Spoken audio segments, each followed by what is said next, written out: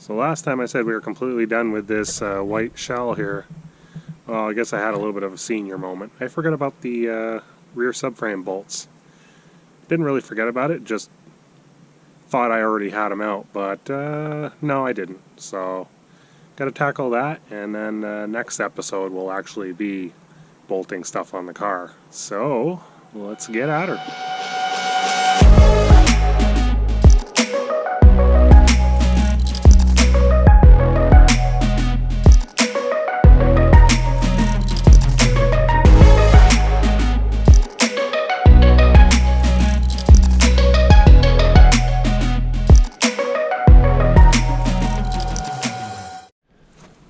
So what we're after are these guys, specifically the back ones. We don't really need the front set, but I could take them out later on just in case somebody needs a set.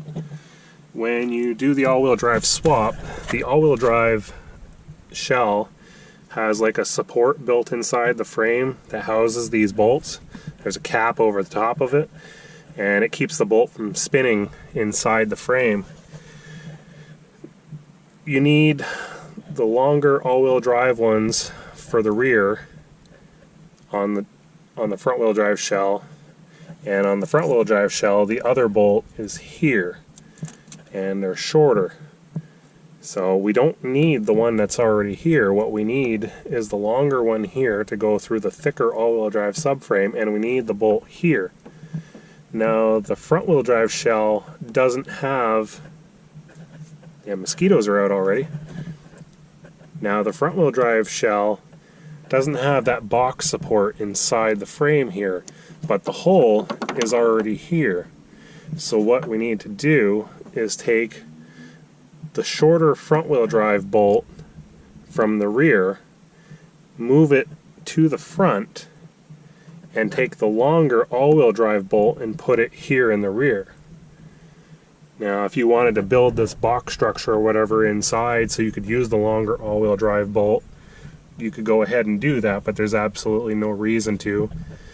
When you're launching the car, basically the subframe is trying to do this, and it's going to be pushing on the shell, not pulling here, so you don't really need that extra structure inside as long as you've got the proper structure back here.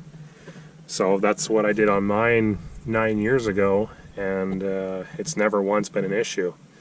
So really all you need to do is remove 2 of the longer all-wheel drive bolts from the all-wheel drive donor shell, or purchase 2 of the longer bolts, and that's all you need.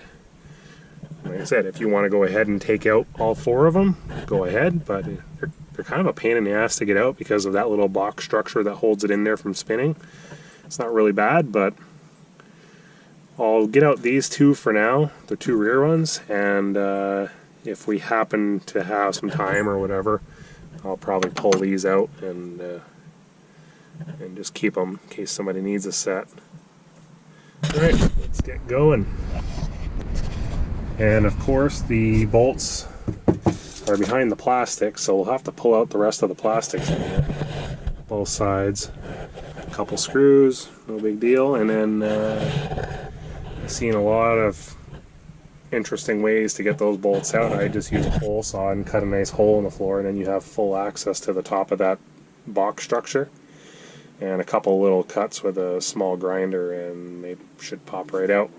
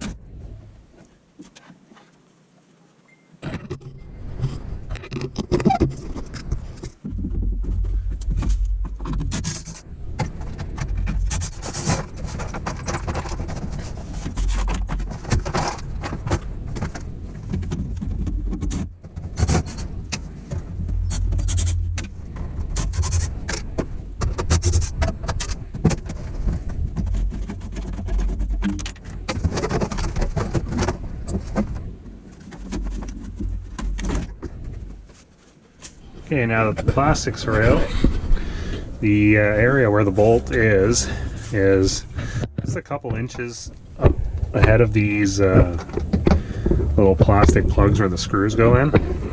It's approximately right there. I would say about 2 inches ahead of it, maybe an inch out from the strut tower. So my hole saw seems to be MIA right now, so we're gonna go with plan B.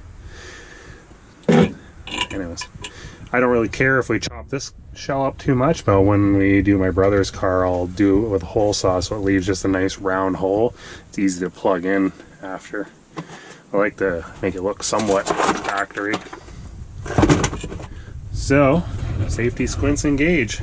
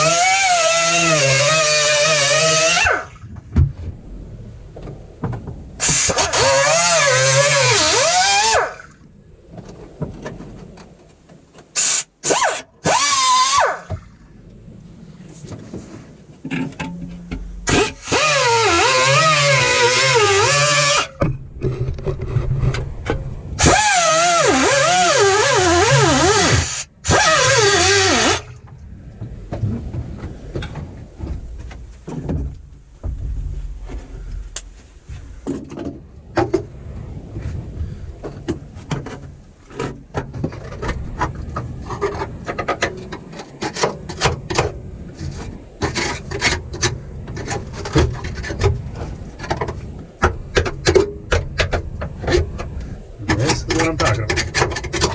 This is the top of the bolt right here. So it's got like this little structure over it. It's folded down to keep the bolt from spinning when the factory assembles it.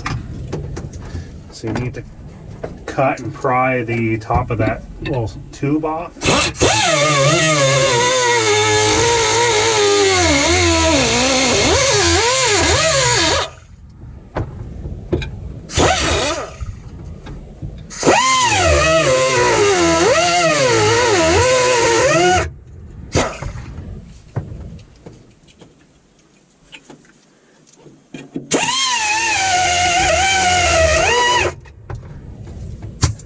Valve function.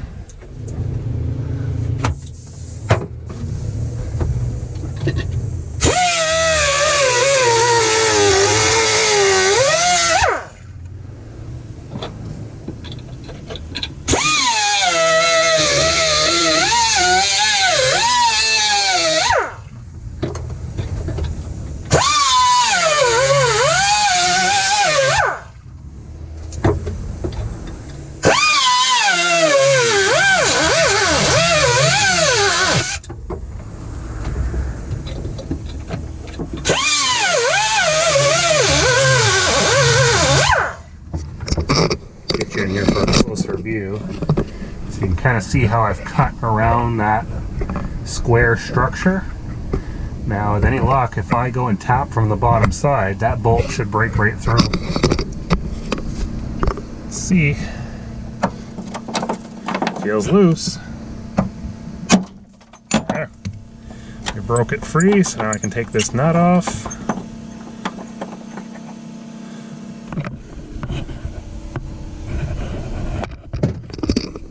And you can see it popped the top of that right off. It's out. There we go. One bolt out. You can see the little tube that's inside of there. And this is what we're after. One down, one to go. See if I can get a slightly better angle without lighting my camera on fire. Again, about 2 inches ahead of this plastic nut that they insert into the frame for the trim, and about an inch out. And again, try not to light anything on fire.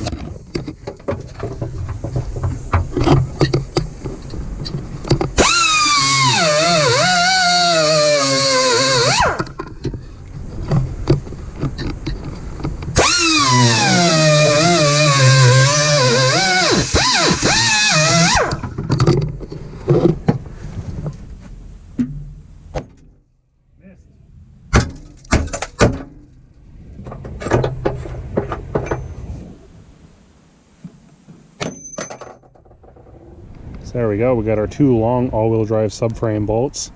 And like I said earlier, the two front bolts, you'll use the shorter front wheel drive bolts in a front wheel drive shell because it doesn't have that box structure in the frame that makes it need these longer bolts.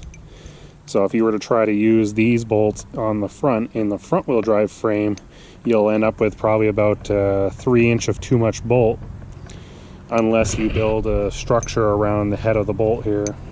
So the other thing that structure inside the frame does is keep these from spinning when you're trying to loosen or tighten the bolts to attach the rear subframe. And because the front hole on the front wheel drive shell won't have that structure, this is going to want to spin on you when you tighten it up. So what I did on my car is I got some large fender washers. I think they're about 2 inches in diameter, somewhere around there, and weld them to the top of these bolts and just cut the edges flat a little bit. They're large enough so that they can't quite fit in the frame without grinding a flat spot on either side. And once you do that, you can drop these down in the frame and they can't spin on you when you tighten up the bottom. That washer doesn't provide any structure or anything. It's just so that when you try to tighten the subframe up, the bolt can't spin on you. So for a simple little thing like that, you could use a piece of flat bar or whatever, just something so that when you're trying to tighten from the bottom, this can't spin in the frame, because there's no way you can put a socket or a wrench on this. And yes, there is one more part we need in this shell, and it's buried right under there. It's the pigtail for the all-wheel drive fuel tank. So you'll need that because it's a different pigtail on the all-wheel drive tank because of the two fuel sending units compared to the front-wheel drive. So we'll cut that off, but that can wait for another day. We're a long ways away from wiring up the fuel pump. But as far as mechanical stuff, we now are done. So that's going to conclude for tonight's episode. Pretty short one, but yeah, I think I had a bit of a senior moment last time. I knew I had to get those bolts out, but for some reason during the closing I forgot all about it. So now, done. Except for that pigtail, but that's a matter of snipping off some wire with some wire snips. Pretty simple stuff. So it's getting dark and I'm signing off. We'll see you next time. Whiskey. What is this? Ew. You're disgusting. But adorable.